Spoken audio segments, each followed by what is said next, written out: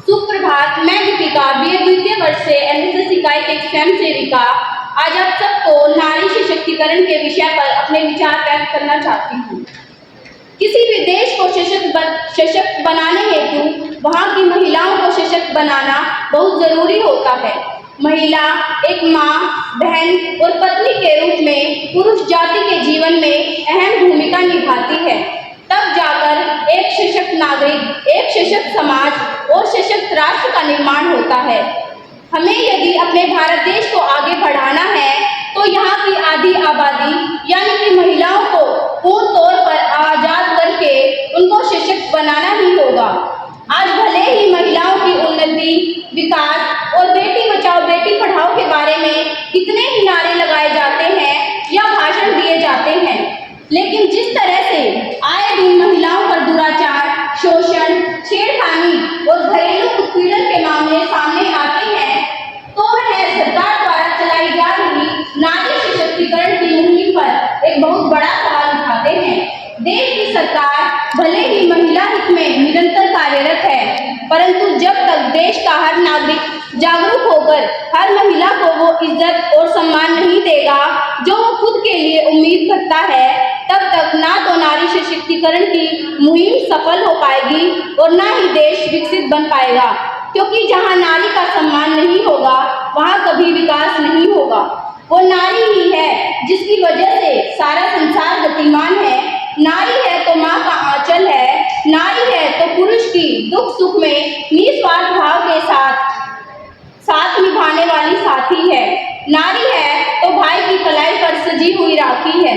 रानी लक्ष्मीबाई बनकर अपने हक के लिए लड़ती है नारी, मदर टेरेसा बनकर दीन दुखियों का दर्द बांटती है नारी। नारी वास्तव में ईश्वर की बनाई गई सबसे अद्भुत रचना है। वर्तमान में महिलाओं ने अपनी नई छवि का निर्माण किया है। वो समाज में कंधे से कंधा मिलाकर आगे बढ़ रही हैं, लेकिन आज भी ये समाज उन्हें वो सम्मान नहीं दे पाया है जिसकी वो हकदार हैं। अतः हम सबको मिलकर नारी सशक्तिकरण की दिशा में निरंतर प्रयास करने चाहिए। इस समय मुझे सुन रही हर नारी से मैं ये अपील करती हूँ कि आपको भी खुद से प्यार करना होगा, खुद को सम्मान देना होगा और आत्मनिर्भर बनने का हर प्रयास करना होगा। तभी आपका समाज और आपसे जुड़े हुए सभी लोग आपको सम्मान देंगे। इसके साथ ही आपको खुद पर गर्व करना चाहिए कि आपको एक महिला के रूप में जन्म मिला। अंत में मैं बस इतना ही कहना चाहूँगी कि कोमल है पर लाचार नहीं तू तो मूरत है शक्ति के अवतार की, किसी गुलाब की मोहताज नहीं तू तो बागबान है इस कायनात की। धन्यवाद। ऑफ एनएसएस जिसने सेवा ही अपनाई। सुप्रभात, मैं राखी बीए द्वितीय वर्ष की छात्रा आज आप सभी के समक्ष नारी सशक्तिकरण के उपलक्ष्य में एक कविता प्रस्तुत करने जा रही हूँ। मेरी कविता कुछ इस प्रकार है। मत सोचिए कि नारी को आगे बढ़ना न आता, मत सोचिए कि नारी को दुख से लड़ना न आता। नारी ने जब भी जन्म लिया इस अंधकार के जीवन में हर मुश्किल से उसको लड़ना और संघर्षों से टकराना है उसे आता। नारी जिसने नारी को प्यार दिया उसका आदर सम्मान हुआ, जिसने नारी को अबला समझा फिर उसका भी तिरस्कार हुआ, जिसने नारी को भोग समझा उसका सिर्फ प्रयोग किया तो उसके भी प्रकाश के जीवन में काली रात सा अंधकार हुआ। नारी सशक्तिकरण के नारों ने सबको फिर से बतलाया है। आज मेरे मन में फिर एक वही सवाल आया। धन्यवाद इस मंच का जिसने मुझे मौका दिया नारी के कुछ जीवन को कुछ शब्दों में बतलाने का। नारी तो वो रतन है जिसकी कीमत कोई न लगा पाया। कविता सुनी है आप सभी ने जिसे राखी ने है बताया। Good morning, respected ma'am, all of my friends. My name is Sonia and I am from BA second year 4th sem and I am a volunteer of NSS. So today I am here to present my views on the topic communal harmony. By communal harmony, we think that communal harmony means to give respect to the person who belongs from other religion or other caste. It can be different from us, but we have some feeling in ourselves that if some person is different from us, then it can be evil. Like it's not good for us. It's not a friend. It's just enemy. But it's not good. They are also person like us only. They study like us. They wear clothes like us. They eat food like us. They breathe in the same air like us. So let's start from the beginning. In our childhood, we all have been to schools. We made friends. So at that time, while we were making friends, what was the basis of that friendship? The basis of that friendship was qualities and the same hobbies, not the any religion or caste. And at that time, our friendship was truthful and very pure. But after being at some adult age, we start to have some disbeliefs about some religious people. We think that they are not person like us, they are different from us, and it make our hearts very inhuman. So we should not let our mind to influence ourselves in that way, and we should always think that everyone is equal, created by the God. So we should always respect it. Thank you. पहल तेजी से होता है। इसके लिए समाज के मानव संसाधन को लगातार बेहतर मजबूत प्रशिक्षण किया जा रहा है और समाज की आधी आबादी स्त्रियों से है। इस वजह से उनके लिए विशेष प्रयास किए जा रहे हैं। डॉक्टर भीमराव अम्बेडकर जी ने कहा था कि यदि किसी समाज की प्रगति के बारे में सही पता लगाना है तो उस समाज की स्त्रियों की स्थिति को जानो। कोई समाज कितना मजबूत हो सकता है इसका अंदाजा इस बात से लगाया जाता है कि स्त्रियां किसी भी समाज की आधी आबादी हैं। बिना इन्हें साथ लिए कोई भी समाज अपनी संपूर्णता में बेहतर नहीं कर सकता है। पूरे विश्व में 8 मार्च को अंतर्राष्ट्रीय महिला दिवस मनाया जाता है। हरिशंकर परसाई जी की व्यंग्य की पंक्ति है कि दिवस कमजोरों का मनाया जाता है, मजबूत लोगों के नहीं। सशक्त होने का आशय केवल घर से बाहर निकलकर नौकरी करना या पुरुषों के साथ कंधे से कंधा मिलाकर चलना नहीं है। सशक्त होने का आशय यहाँ पर उसके लिए निर्णय ले सकने की क्षमता रखने का आधार है कि वह अपने निर्णय स्वयं ले रही है, किसी के दबाव में आकर नहीं ले रही है। इसी प्रकार आज आर्थिक रूप से सशक्त होना उसके लिए बहुत आवश्यक है। यदि वह आर्थिक रूप से सशक्त स्वतंत्र नहीं है तो वह कभी भी सशक्त नहीं हो सकती। मैंने कहीं पढ़ा था कि यत्र नारीस्तु पूज्यन्ते रमन्ते तत्र देवता। इस श्लोक का अर्थ है जहाँ महिलाओं को सम्मान दिया जाता है, जहाँ उनका आदर किया जाता है, वहीं देवताओं का निवास। धन्यवाद। मैं बीए द्वितीय वर्ष की छात्रा हूँ। मेरा टॉपिक है स्वच्छता पे। स्वच्छता हमारा फर्ज है, यह देश का हम पर कर्ज है। स्वच्छ रखेंगे रास्ते एक दूसरे के वास्ते। स्वच्छ रखेंगे नदी और नाले, वरना जहर बन जाएंगे पानी के प्याले। धुआं न हो शहर हमारा, हवा शुद्ध रखना भी है धर्म हमारा।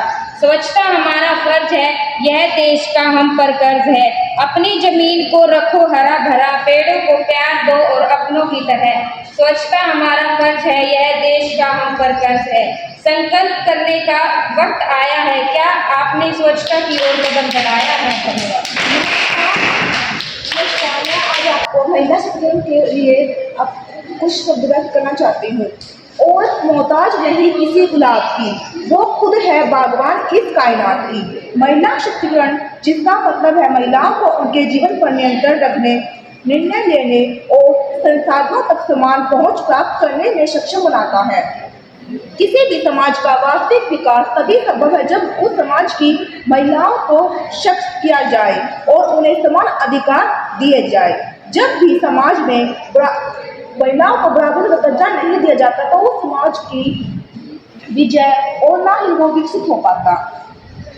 कबीरदास ने भी तो कहा है, गए रोए हंसी खेल के, हट साबुन के, प्राण खाई कबीर सा, घट को समझे संत सुजान। जिसका अर्थ है महिलाएं गाकर, हंसकर या खेलकर हर समस्या सुलझा लेती है। महिलाओं में आत्मविश्वास जगाना और उन्हें सशक्त होने की प्रेरणा से भर देता है। आज का युग एक ऐसा युग है जिसमें महिलाओं को संविधान में कई अधिकार दिए गए हैं, लेकिन आज महिलाएं इस विकसित भारत में विकसित बनाने में पूर्ण योगदान देती है, लेकिन फिर भी उन्हें कई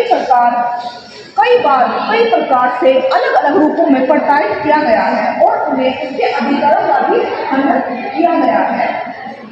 मुख्य रूप में महिलाओं को संतुलित बनाने की प्रथा को सुलभ बनाना ताकि वे अपने निर्णय स्वयं ले सके और साथ ही पारिवारिक या सामाजिक प्रतिबंध के अपने जीवन का प्रतिबंध हटा सके और अपने लक्ष्यों की प्राप्ति कर सके।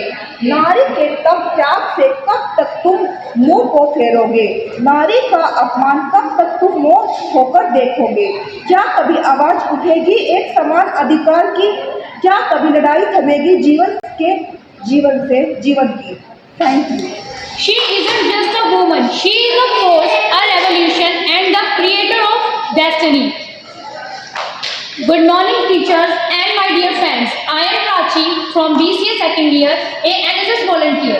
Today I stand before you to talk about a revolution that has been centuries in the making.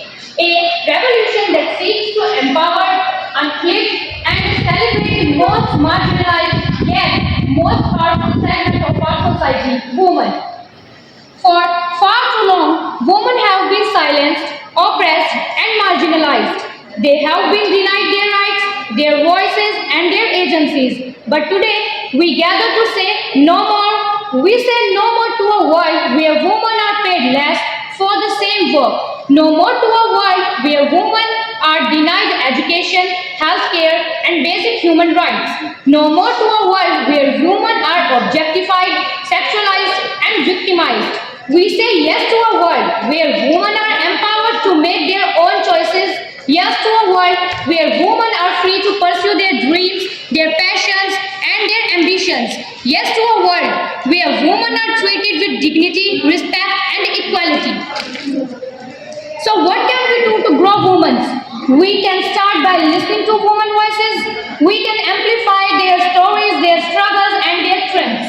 We can support women-led initiatives, women-owned businesses and women-focused organizations. We can educate our families and our communities about the importance of gender equality. And most importantly, we can action, we can march, we can protest, we can advocate and we can vote. We can use our voices, our votes and our resources to create a world that is more just, more equitable and more powerful. So let us rise up, let us speak out, let us take action.